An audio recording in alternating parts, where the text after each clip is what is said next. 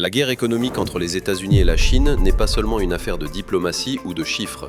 Elle se traduit directement dans la vie quotidienne, dans les prix que nous payons, dans les produits que nous consommons. Prenons un exemple simple, le soja. Chaque fois que Washington impose de nouveaux tarifs, Pékin réduit ses achats.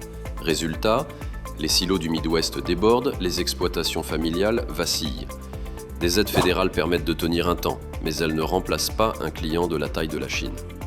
Dans les usines américaines, le dilemme est similaire.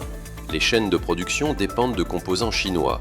Smartphones, puces, textiles, équipements médicaux, tous reposent sur ces flux. Quand les tarifs augmentent, le coût se répercute aussitôt sur les prix de détail.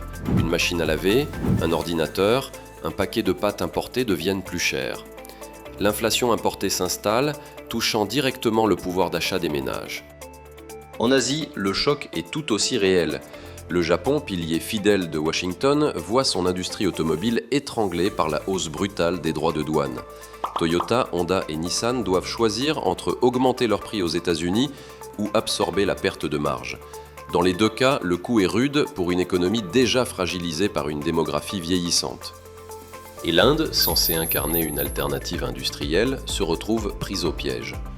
Courtisée par les multinationales, elle devient paradoxalement une cible secondaire des mesures américaines. Pendant ce temps, Pékin ne reste pas immobile.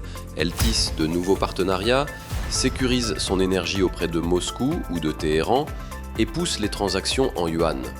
Ce n'est pas une victoire éclatante, mais une stratégie d'endurance. Au final, cette guerre commerciale agit comme un révélateur. Elle montre que l'économie mondiale est un tissu serré, tiré sur un fil, c'est ébranler tout l'équilibre.